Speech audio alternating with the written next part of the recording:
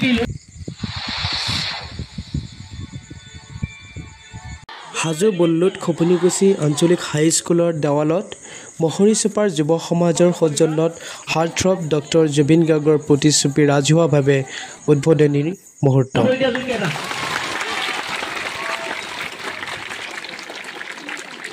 ধন্যবাদ।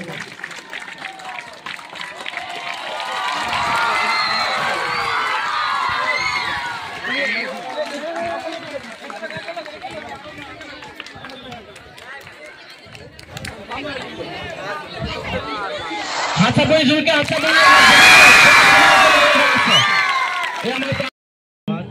2 3 স্টার্ট মায়াবিনী রাতের বুকু দেখা পারো তোমার ছবি ধরা দিরা গোপনে আহি হিয়ার কোন তুমি যে মোর ভুকান হিয়ার রে সেসা তুফান নামি আহা হৃদয়ে নয় মোর দেহ প্রতি পুয়া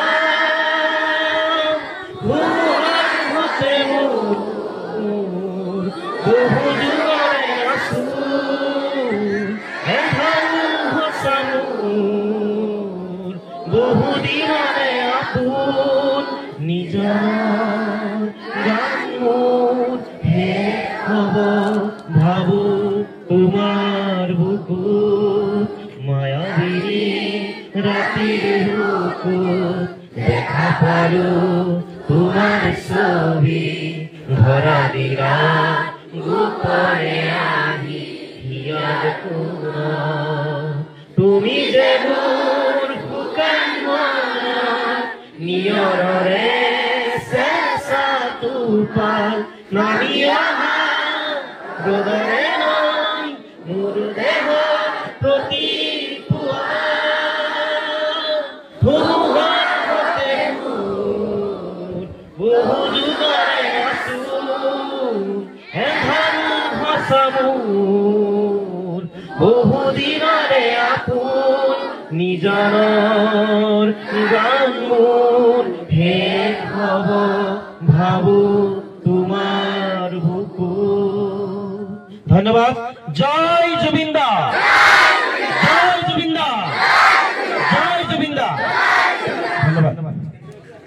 হাইস্কুলৰ এছএমডিচিৰ ভাইচ প্ৰেচিডেণ্ট শফিকুল ইছলাম ডাঙৰীয়া উপস্থিত এইখন বিদ্যালয়ৰ সমূহ শিক্ষক শিক্ষয়িত্ৰী তথা ছাৰ বাইদেউসকল, আমাৰ কপনিকুছি অঞ্চলৰ যুৱ সমাজ, ডেকা বন্ধুসকল, বিদ্যালয়ৰ সমূহ ছাত্ৰ ছাত্ৰীসকল, মই পোনপ্ৰথমে আমাৰ এই যুৱ সমাজক আমাৰ তৰফৰ পৰা আন্তৰিক ধন্যবাদ ও শুভেচ্ছা জনাইছোঁ। তেখেতসকলে অশেষ কষ্ট কৰি তেওঁলোকৰ গাঁঠিৰ ধন খৰচ কৰি আজি আমাৰ প্ৰাণৰ শিল্পী, মৰমৰ শিল্পী স্বৰ্গীয় জুবিন গাৰ্গ ডাঙৰীয়াৰ প্ৰতিচ্ছবি তেওঁলোকে আমাৰ এইখন বিদ্যালয়ত অংকন কৰি তেওঁলোকে যে নিদৰ্শন আমাৰ মাজত দাঙি ধৰিলে, সেয়া এক ভাল শুভ লক্ষণ। তো যিয়ে নহওক, জুবিন গাৰ্গ ডাঙৰীয়াক আমাৰ মাজত অমৰ কৰি ৰখাৰ বাবে তেওঁলোকৰ এই অশেষ প্ৰচেষ্টা, এই প্ৰচেষ্টাক আমি পুনৰবাৰ ধন্যবাদ জনাইছোঁ। মৰমৰ ছাত্ৰ ছাত্ৰীসকল, তোমালোকে অকণমান মনে মনে থাকিবা। তোমালোকে সকলোৱে জানা আমি কি উপলক্ষ লৈ ইয়াত সমবেত হৈছোঁ। আমাৰ এইখন অসমৰ জনপ্ৰিয় কণ্ঠশিল্পী, অভিনেতা, আমাৰ আটাইৰে মৰমৰ হিয়াৰ আমঠু বুলি কোৱা যায়।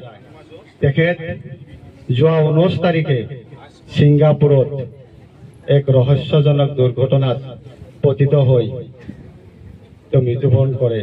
তোমালোকে জানাই, আমাতকৈ ভালকে জানা। সেয়াই এক ৰহস্যৰ আৱৰ্তত এতিয়া সোমাই আছে। সমগ্ৰ অসম তথা ভাৰতবৰ্ষৰ জনসাধাৰণে তেওঁৰ এইটো ন্যায় বিচাৰিছে, এইটোৰ তদন্ত বিচাৰিছে, সেই প্ৰক্ৰিয়া চলি আছে। আমি আটাইয়ে জানো আৰু আমিও সেই পক্ষত আছো যাতে তেওঁ ন্যায় পায়, কি কাৰণত তেওঁৰ মৃত্যু হৈছিল সেইটোৰ ভাল এটা তদন্ত হয়। সেয়া আমাৰো আবেদন আছে চৰকাৰ কৰ্তৃপক্ষলৈ, ন্যায়ালয়লৈ, যাতে এইটো এটা সুন্দৰ পদক্ষেপেৰে এইটোৰ এটা সঠিক দিশত এইটো আগবাঢ়ি যায়, তেওঁ ন্যায় পায়।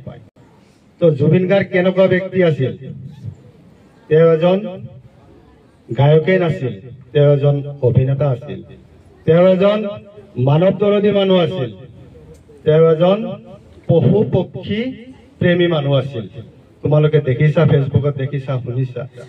গতিকে সেই মানুহজন আমাৰ মাজৰ পৰা যেতিয়া বিদায় লৈছে, চিৰবিদায় লৈছে, গতিকে আমাৰ সমগ্ৰ অসমৰ লগতে ভাৰতবৰ্ষৰ জনসাধাৰণে কিমান দুখ অনুভৱ কৰিছে, কিমান মানুহ মৰ্মাহত হৈছে, সেয়া উপলব্ধি আমি কৰিব নোৱাৰো। মানুহৰ অন্তৰত এনেকুৱা আঘাত পাইছে, তো কৰিবলৈ একো নাই। আমি তেওঁৰ আত্মাৰ সদ্গতিৰ কাৰণে মহান আল্লাহ তথা ভগৱানৰ ওচৰত আমি প্ৰাৰ্থনা কৰিব লাগে, তেখেতে যাতে ভাল জেগাত স্থান পায় আৰু আমাৰ মাজত, আমাৰ অন্তৰত চিৰযুগমীয় হৈ থাকে। জুবিন গাৰ্গ ডাঙৰীয়াই কিমান গান গাইছিল তোমালোকে ক'ব পাৰিবানে? ৩৮,০০০। তেওঁ নিজে ৰচনা কৰি ৩৮,০০০ গান জনসাধাৰণক উপহাৰ হিচাপে তেওঁ আমাক দি গৈছে। এইটো এটা ধেমালি বা সাধাৰণ কথা নহয়। তেওঁৰ এই ৫২ বছৰীয়া জীৱন কালত তেতিয়াহ'লে একবাৰ ভাবি চোৱা, আৰু ৪০টা ভাষাত তেওঁ গান গাইছিল। তেওঁ কেনেকুৱা এজন মহান ব্যক্তি আছিল। আজি আমি সেই মহান ব্যক্তিক আমি সোঁৱৰিব লাগিব। তেওঁৰ কথা আমি কেতিয়াও পাহৰি যাব নোৱাৰিম আৰু কোনেও নাপাহৰে, এইটো ঠিক। তোমালোকে আজিৰ পৰা ২০, ২৫, ৫০ বছৰ পিছত তোমালোকে কি কবা? যে আমি জুবিন যুগৰ মানুহ। তোমালোকে নিশ্চয় কবা কোন যুগৰ মানুহ? জুবিন যুগৰ মানুহ। তো যিয়ে নহওক, মই তোমালোকলৈ এটা বিনম্ৰভাৱে এটা অনুৰোধে কৰিছো, মই আবেদন নহয় অনুৰোধ কৰিছো। এই যে প্ৰতিচ্ছবি ইমান ধুনীয়াকৈ আমাৰ এই বিদ্যালয় গৃহত তেওঁলোকে যে অংকন কৰিছে, এই ছবিটো কেতিয়াও কাহানিও যাতে এই ছবিটো লেতেৰা বা কোনো অপবিত্ৰ নহয়, সেয়া তোমালোকলৈ মই আবেদন কৰা নাই, অনুৰোধ কৰিছো। কি কোৱা তোমালোকে? এইটো ভাল এটা পৰিৱেশত ৰাখিবা না নাই? আমি দেখা পাইছো আমাৰ যি বাস্তৱ অভিজ্ঞতা, এইখন বিদ্যালয়ত মই আজি 10 বছৰে আছো এই দায়িত্বত। মই যি দেখা পাইছো আমাৰ বিদ্যালয় গৃহৰ যিবিলাক ৱাল আছে, সেইবিলাকত পিক চিক পেলাই কি পৰিৱেশ তোমালোকে কৰা। কিছু সংখ্যক বাহিৰা লৰাইও কৰে, সেইটোও মই কওঁ, চবেই নহয়, কিন্তু কিছু সংখ্যকে কৰে। মই চবকে আহ্বান জনাইছো যাতে অন্তত এই জেগাখিনি এটা ৰেষ্ট্ৰিকশ্যন, এটা ভাল পৰিৱেশত যাতে এই জেগাখিনি থাকে, তাৰ বাবে তোমালোকলৈ মই আহ্বান জনাইছো। ইমান ধুনীয়া হৈছে, যদি ইয়াত কোনোবাই যদি পিক এটা পেলাই দিয়া বা আৰু কিবা কৰা বা কিবা এটা বস্তু এনেকে মুচি দিয়া বা চক পেঞ্চিলেৰেও যদি মুচি দিয়া, কেনেকুৱা হ'ব? মই তোমাক সেইকাৰণে বাৰে বাৰে কৈছো যাতে এই কথাটো নহয়। ঠিক আছে?